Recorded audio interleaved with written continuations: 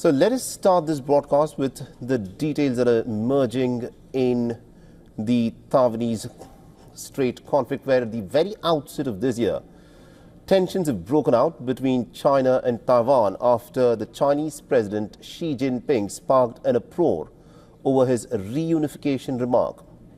Now, earlier in the day, the Taiwanese President Lai Ching-te, at the New Year's Day press conference, said that the island must be prepared for any danger in times of peace and should also boost its defense spending. Listen in.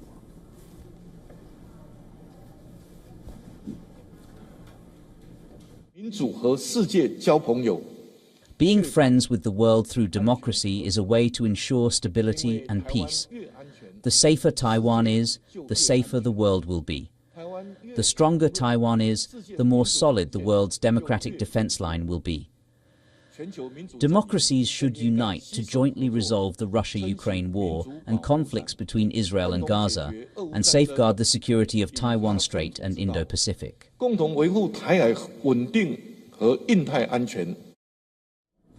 Now, the remarks have come as a response to the comments that were made by the Chinese president on Tuesday, where Xi Jinping, during his New Year's address, made a statement on the impending reunification of China and Taiwan.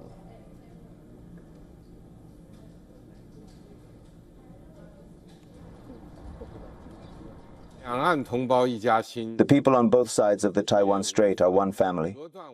No one can sever our family bonds, and no one can stop the historical trend of national reunification.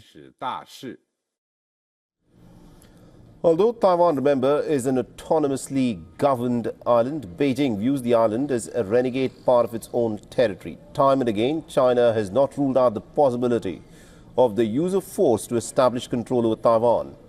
The Chinese military has often conducted intense exercises and drills, exerting military aggression around Taiwan.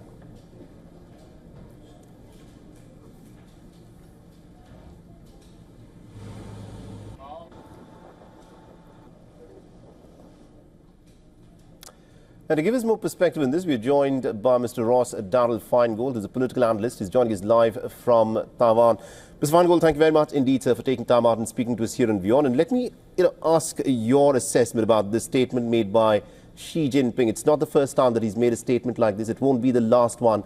He says that people on either side of the Taiwanese Strait are one family, and no one can stop this march towards reunification, as he puts it. In your assessment, how seriously does the Taiwanese leadership look at a statement like this from Beijing? First, let me say Happy New Year to you and your audience.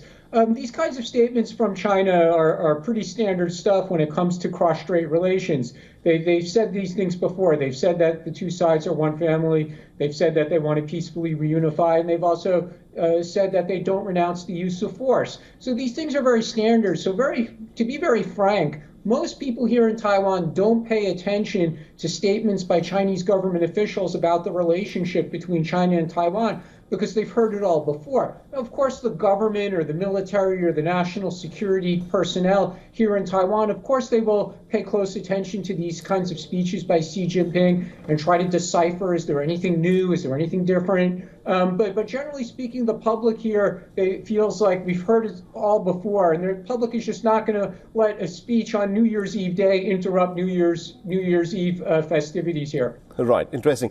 But what is also interesting is the reaction from Lai Ching-te, where he said that in times of peace, it is important for Taiwan to boost its defense capability so that it is open for any eventuality that could unfold. Now, for people in Taiwan who are looking at this rhetoric from Beijing, do they worry that there could be some kind of a military action for reunification, or do they expect that China may carry out some kind of a soft coup by trying to elect a government that is more friendly towards Beijing in Taipei? What's your assessment of this? I think the public knows that all of the above are possibilities. Between 2008 and 2016, the president of Taiwan closer relationship with China, and the voters rejected that view. And in 2016, they elected Tsai Ing-wen from the Democratic Progressive Party. She was reelected in 2020. The interesting thing is that in 2024, Lai Ching-te won the presidential election, but he only won with 40%, The other 60% was split between two candidates from the opposition who favored a less contentious relationship with China. So these things do tend to ebb and flow. The voters' opinions on this kind of can change from election to election, which frankly is no different than any other democratic system. Voter opinions can change. They could elect the left, they could elect the right. They could elect someone who's more contentious with China, they could elect someone who's less contentious with China. So all of the above are all possibilities. But again, I think the key thing here is, and you touched on it, that the government and the military here and people in the business community, they need to be prepared for the possibility that China will use force. Right. Now, the Americans who have a very close relationship with Taipei, especially backing the defense, they've put out a lot of these assessments that China may try to take over Taiwan anywhere from 2025 to 2027. And with the turn of a new year, we are in that year, 2025.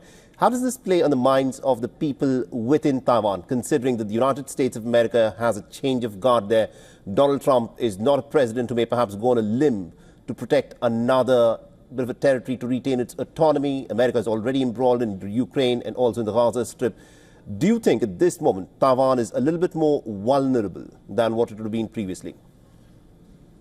Well, my own view is Taiwan has consistently been vulnerable. That's why I say that the key stakeholders here in Taiwan, they need to prepare as if China is going to invade tomorrow, because if they don't prepare like that, they would lose the war when China does in the future invade. And when it comes to these different year propositions that China would invade in 2025 or 2027 or sometime after 2030, I don't think the public here in Taiwan pays much attention to that. Again, national security officials in Taiwan, they'll pay attention to that. But the public here in Taiwan, they're not really going to pay attention when some U.S. military official or some think tank scholar goes to Congress and suggests a specific year when China will invade Taiwan. I think the public here takes a bit of a boy who cried wolf kind of approach to those predictions. Interesting. Thank you very much indeed, Mr. Feingold, for joining us and getting us all those details there. Thank you. For all the latest news, download the WION app and subscribe to our YouTube channel.